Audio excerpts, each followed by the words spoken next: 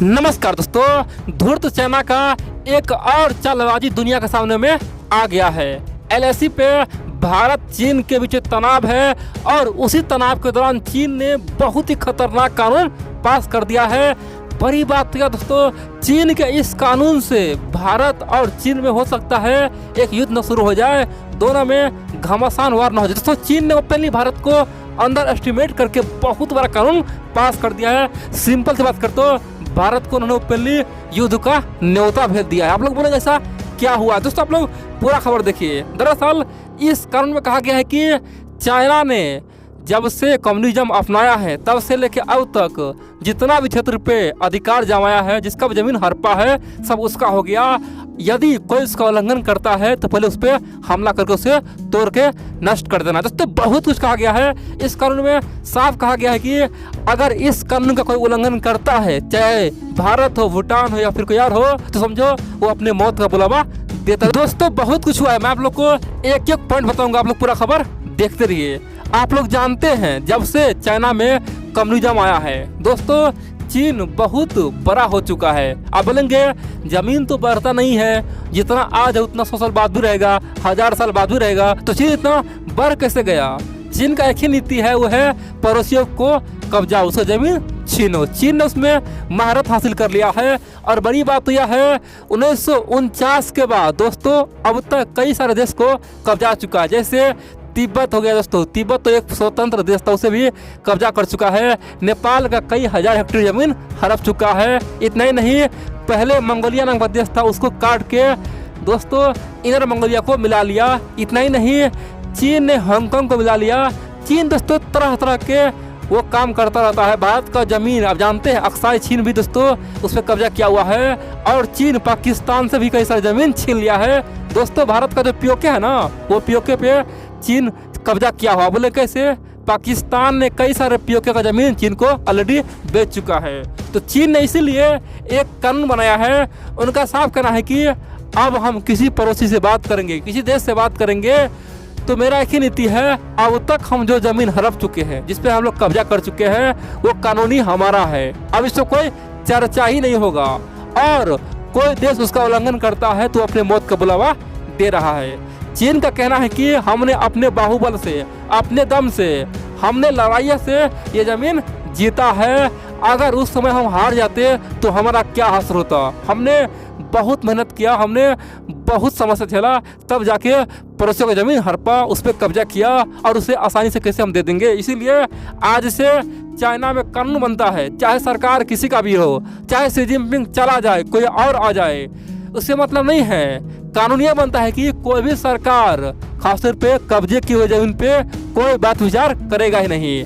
और कोई भी सरकार यानी कि शी जिनपिंग के बाद भी अगर कोई भी नेता खासतौर पे कब्जाई हुई जमीन पे चर्चा करता है तो वो चीन के लिए देशद्रोही होगा, वो गद्दार होगा।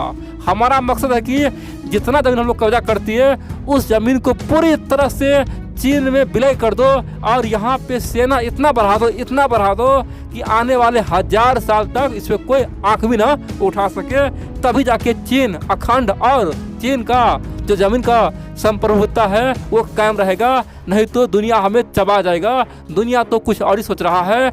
अगर हम लोग यहाँ से विवादित क्षेत्र पे चर्चा करना शुरू कर देंगे तो हमारा तो अंग ही कट जाएगा। हम लोग छोटा सा चीन बन जाएंगे।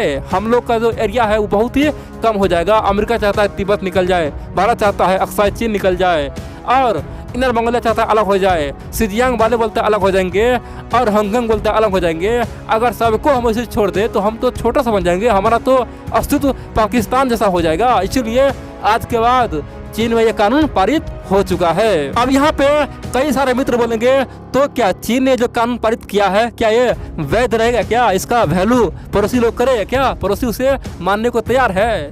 दोस्तों, चीन तो बोलता है कि हमारा 14 पड़ोसी है, यानी कि जल क्षेत्र मिला के या फिर सीमा क्षेत्र मिला के हमारा तमाम 14 पड़ोसी है, जिसमें से 12 पड़ोसी से हमारा कोई झंझट नहीं है, कोई झगड़ा नहीं है। सबसे जो सीमा विवाद है वो खत्म हो चुका है। चाहे वियतनाम हो, जापान हो, साउथ कोरिया हो या फिर रसिया हो, जितना भी पड़ोसी है, चाहे पाकिस्तान हो, सबसे हमारा समस्या खत्म हो चुका है। केवल दो पड़ोसी है जिसे हमें जमीनी विवाद है।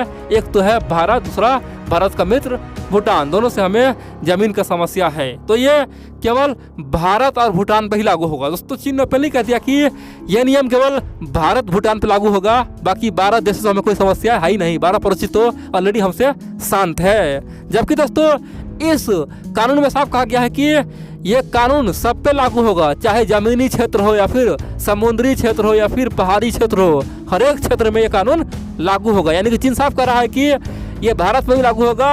और दोस्तों चीन का कानून कह रहा है कि यही चीज़ जापान पे लागू होगा, यही चीज़ वियतनाम पे लागू होगा, साउथ चाइना सी में लागू होगा। दोस्तों जितना चीन हम लोग को सता रहा है उससे कहीं अधिक चीन खासतौर पे साउथ चाइना सी में छोटे मोटे देश को सताता है। बोलता है कि पूरे साउथ चाइना सी मेरा है।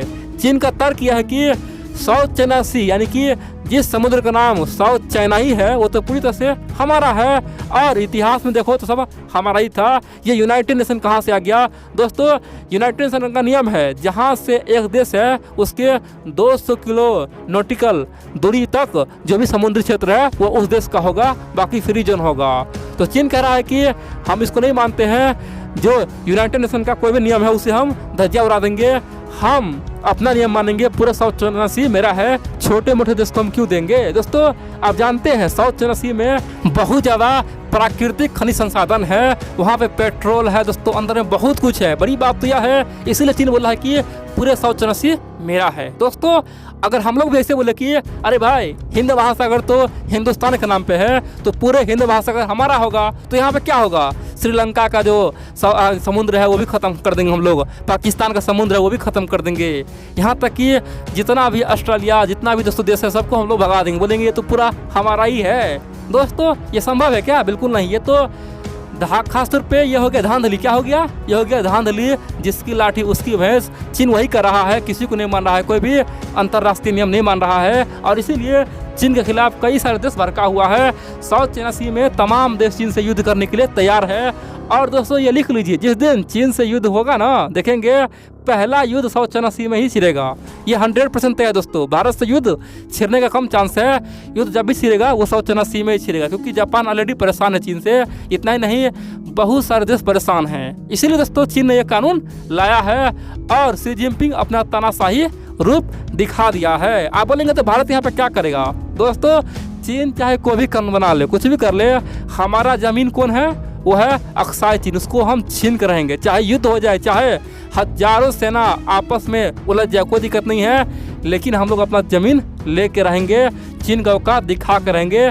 चीन बोल रहा है कि अब हम पे कोई हमला करेगा, हमारे जो कब्जा हुआ क्षेत्र उस पर हमला करेगा, तो हम पूरी तरह से उस देश को मिटा देंगे। दोस्तों चीन केवल गिदर धमकी दे रहा है, धमका रहा है, हम अपने हक के लिए लड़ेंगे। और दुनिया के तमाम किताब में लिखा गया है कि अपने अधिकार को सुरक्षित करो, दूसरे से छीन के लो दोस्तों।